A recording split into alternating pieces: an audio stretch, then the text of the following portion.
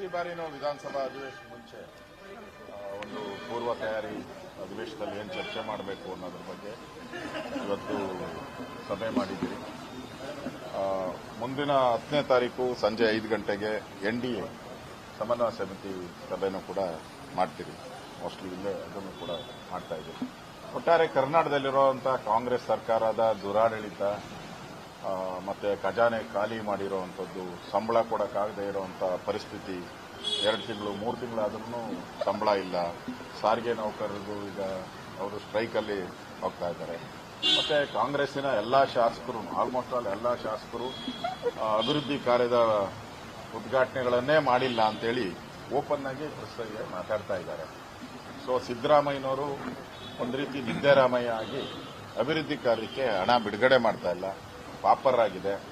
ಮತ್ತೆ 11 ಜನರ ವಿದ್ಯಾರ್ಥಿಗಳ ಸಾವಿಗೆ RCB ಕಪ್ಪು ನಮ್ಮದೇ ಅಂತ ಇವರೆಲ್ಲ ನಾನ್ ಪ್ಲೇಯರ್ಸ್, ಇವರೆಲ್ಲ ಪ್ಲೇಯರ್ಸ್ ಎಲ್ಲ ಪಾಪ ಅವ್ರ ಪಾಡಿಗೆ ಅವರಿದ್ರು. ಈ ನಾನ್ ಪ್ಲೇಯರ್ಸು ಇವ್ರು ಪ್ಲೇ ಮಾಡಕ್ ಹೋಗಿ 11 ಜನನ ಸಾವಿಗೆರಾಯ್ತು. ಇದನ್ನು ಕೂಡ ಪ್ರಮುಖವಾಗಿ ನಾವು ವಿಧಾನಸಭೆಯಲ್ಲಿ ಚರ್ಚೆ ಮಾಡ್ತೀರಿ.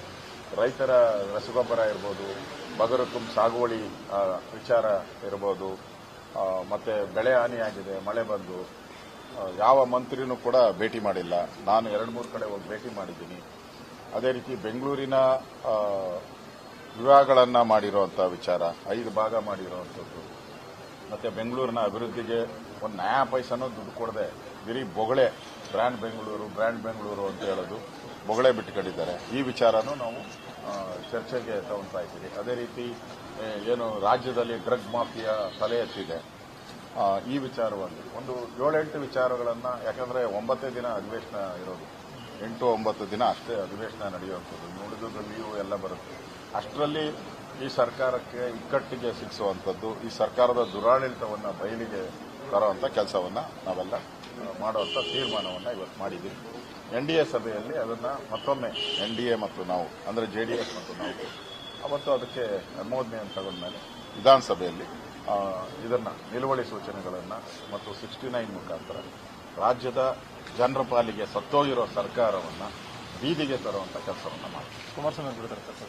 ಕುಮಾರಸ್ವಾಮಿ ಅವರ ಜೊತೆ ನಾನು ಮಾತಾಡಿದ್ದೀನಿ. ಅವರು ನಾಳೆ ಹೇಳ್ತೀನಿ ಅಂತ ಹೇಳಿದ್ದಾರೆ. ಕುಮಾರಸ್ವಾಮಿ ಅವರು ಬರ್ತಾರೆ. ಅವ್ರು ಬಂದಿಲ್ಲ ಅಂದ್ರೆ ನಿಖಿಲ್ ಕುಮಾರಸ್ವಾಮಿ ಅವರು ಮತ್ತು ಅವರ ಶಾಸಕಾಂಗ ಪಕ್ಷದ ನಾಯಕರುಗಳು ಸಭೆಗೆ ಬರ್ತಾರೆ.